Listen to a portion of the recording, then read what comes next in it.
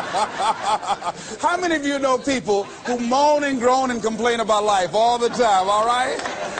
They might moan and groan about their job. I'm sick of this job. I'm sick of you. And they just moan and groan and complain all the time and never do anything about it. They haven't got to the point where they're sick and tired of being sick and tired. They just have enough energy to complain about it, and they consider that, in fact, they believe that that's equivalent to doing something about it, just complaining. No, that can't get you where you want to go. That cannot create your reality for you. The other thing that keeps most people from realizing their true greatness and their true potential, circumstances, their environment. There are many people who believe because of where they're born, because of the area where they are in life and where they find themselves, that's all they know. Given my circumstances, ladies and gentlemen, I shouldn't be doing what I'm doing right now. See, I know something about you, even not knowing you, that you've got greatness within you. You have the ability to do things that you can't even begin to imagine. You have talents and skills in you that you haven't even begun to reach for yet. No one could have convinced me, given my circumstances, given my background, that I would be doing what I'm doing right now. I was born in Liberty City on a floor on 62nd Street, my twin brother and me. When we were 6 weeks of age, we were adopted. When I was in 5th grade, I was identified as EMR, labeled educable mentally retarded, and put back from the 5th grade into the 4th grade, and stayed in that category until I got out of high school.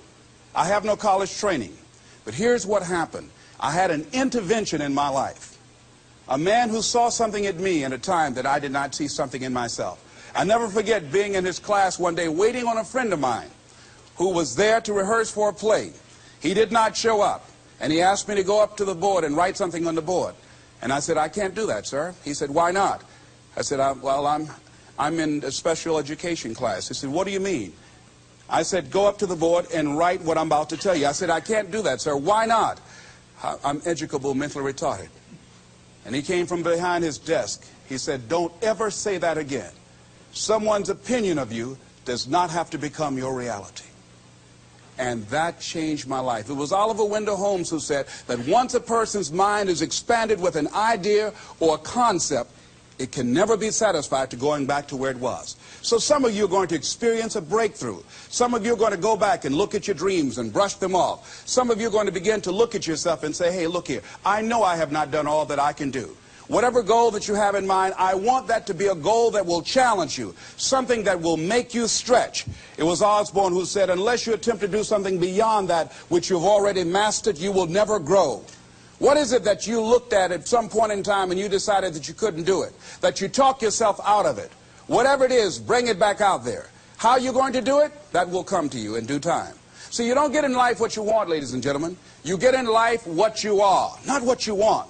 And see, the good news is that we can always become more by working to develop ourselves. So the first process of making this your decade, you've got to begin to take a look at your life and look at where are you right now? What are your strengths? What are your weaknesses? What gives your life a sense of fulfillment, a sense of joy? What does a full, rich life means to you? What is it that you could love doing 7 days a week that'll bring a smile to your face? Think about that. In all the areas of your life, your professional life, your personal life, your family life, your spiritual life, what is it that you'd like to have? Once you begin to determine that, that takes you to the next step. And that is, once you decide what it is that you want, now you've got to decide that you deserve that. Repeat after me, please. I deserve the best that life has to offer. I deserve to find my purpose in life. Shake somebody's hand on your right and left and say, find your purpose.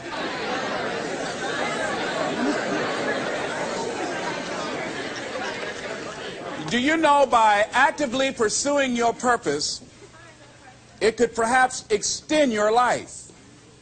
The #1 killer in this country of all the diseases we have, heart disease.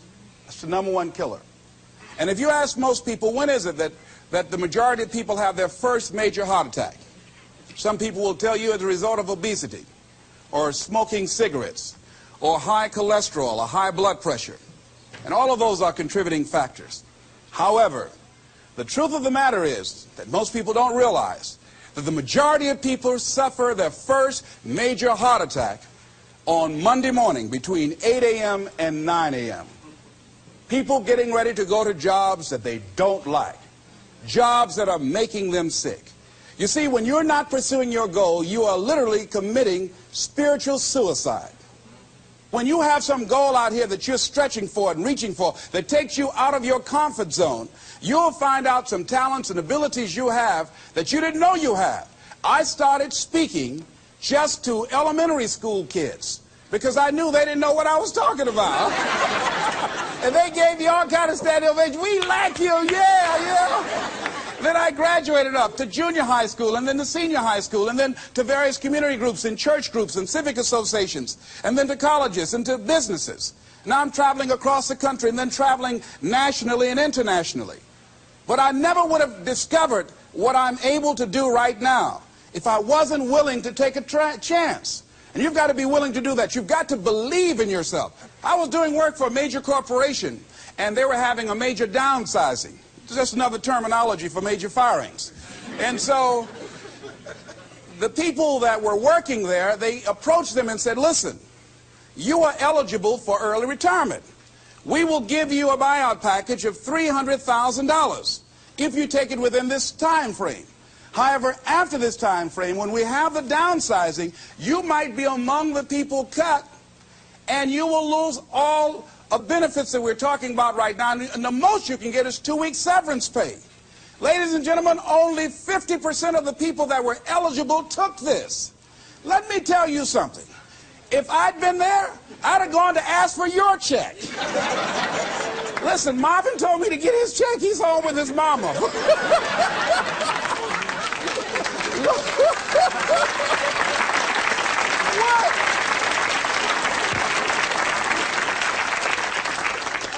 I would have taken that money so quick and had other people checks.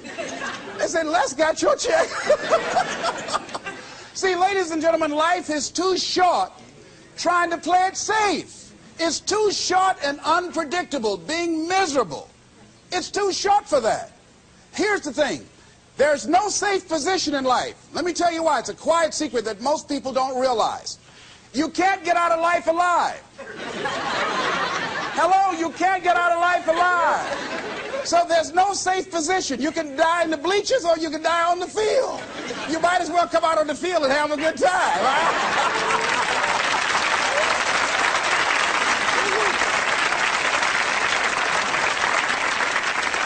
So if you want to make this your decade, you've got to decide to be bold. See, you got to be bold in life. You got to take life on. I remember I was at a major corporation. I had to give a presentation, and there were two guys sitting across from me, and the guy said to the other fellow, looking at the last two finalists, and that involved my firm and their firm, said, listen, looking at the credentials, this guy doesn't have any credentials. We have an advantage here. We've got 2 PhDs between us. I got up and I went in the bathroom and started talking to myself. I said, Les Brown, what do you care about their 2 PhDs? You have 6 children. And a mama to take care of. And I went in that meeting, and first of all, I went there walking bold, looking good, feeling good, and smelling good, all right?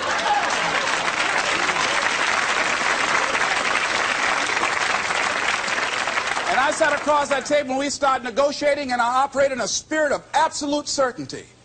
I looked at them as if the only reason that they were born was to give me that contract. They survived 1 out of 9 million sperms to carry out this transaction. And I got the contract. Hello.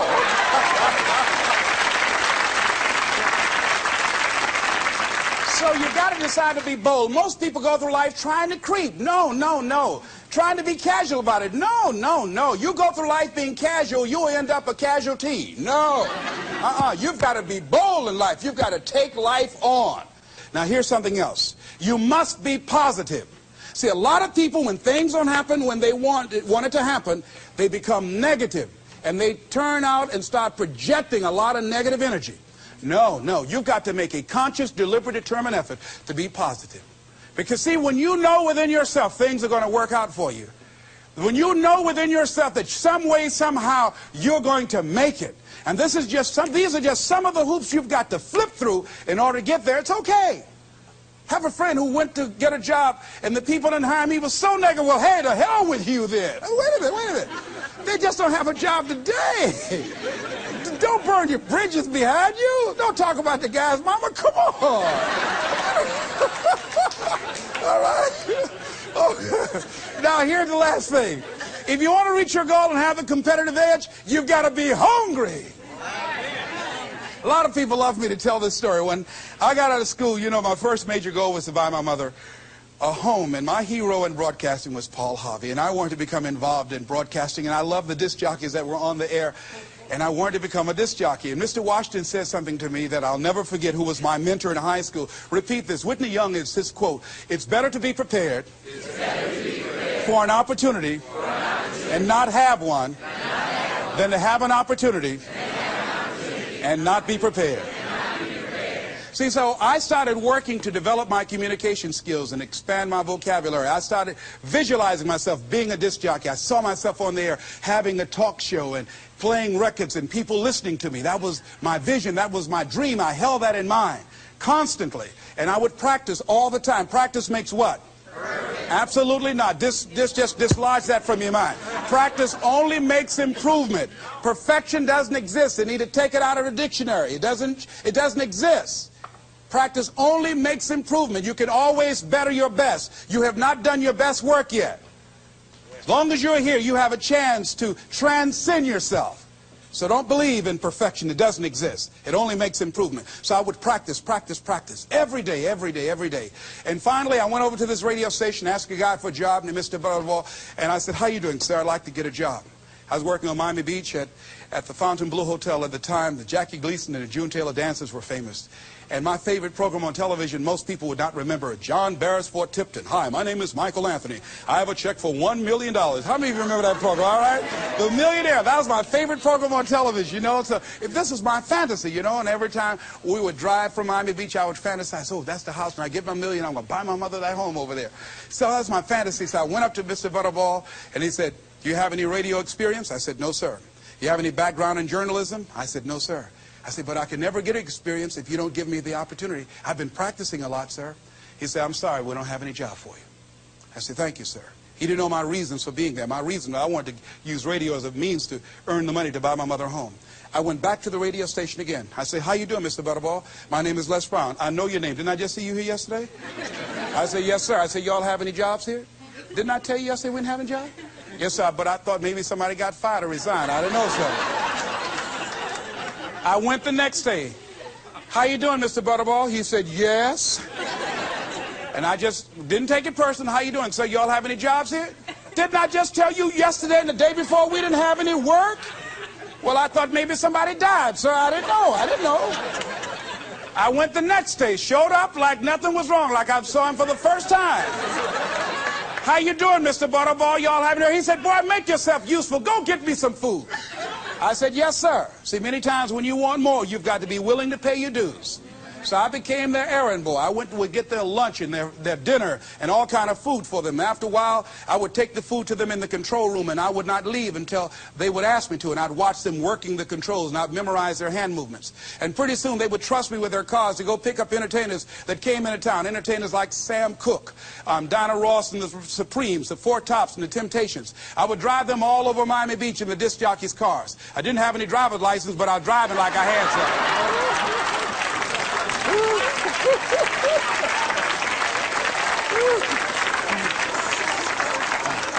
Finally, one day I was at the radio station, and a guy by the name of Rock was drinking while he was on the air. It was a Saturday afternoon. I was the only one there. None of the other jocks were available. And I was looking at him through the control room window, saying, drink, Rock, drink. Drink, Rock. I'd have gone to get him some more if he'd asked me to. Drink, Rock. Pretty soon the phone rang. It was the general manager. I said, hello? He said, Les, this is Mr. Klein. I said, I know. He said, Rock can't finish his program. I said, I know. He said, would you call one of the other DJs to come in? I said, yes, sir. I hung the phone up. I said, now he must think I'm crazy. I called my mom and my girlfriend Cassandra. I said, y'all come out on the front porch and turn up the radio. I'm about to come on the air.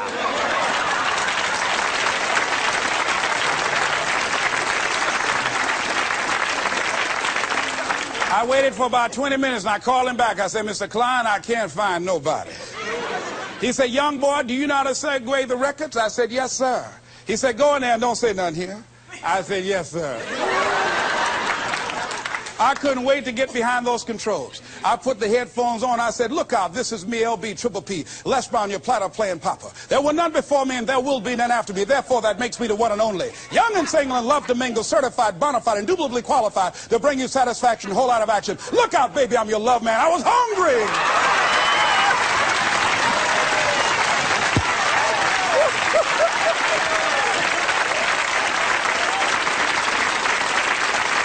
You feel better when you are able to have charge of your destiny, doesn't it?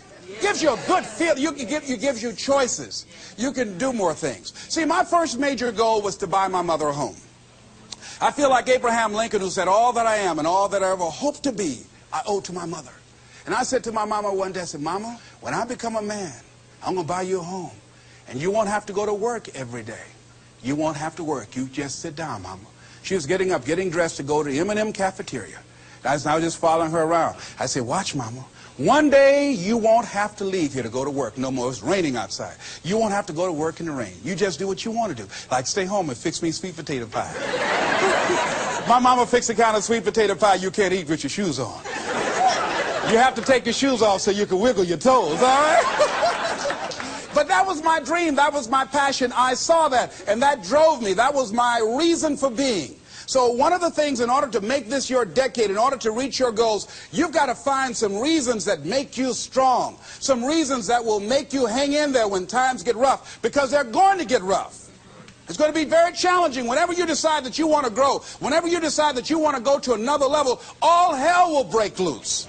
Everything that will happen, rather that can happen, will happen, and at the worst possible moment. They call it Murphy's Law. See, whenever you decide that you want to go to another vibration, it's like when you get into an airplane. The first thing they tell you to do is do what? Fasten your seatbelt. Because you're going to experience some turbulence when you're going up. And some of you are already experiencing that turbulence. Don't be frightened by that. See, whenever you decide you want to go to another level, you've got to fasten your psychological, your mental, and your spiritual seatbelt. Because it's going to be a while before you experience a comfortable altitude. You're going to get there. It's there. But you've got to go through this phase here. This is how you grow. This is how you develop. See, life is like a roller coaster. Sometimes you're up, sometimes you're down. Sometimes things go well, and sometimes they don't go well. But in the down moments, that's when you discover who you are. During the down moments, see, in this prosperous time, you put it in your pocket. In the lean times, you put it in your heart. And that's when you discover who you are.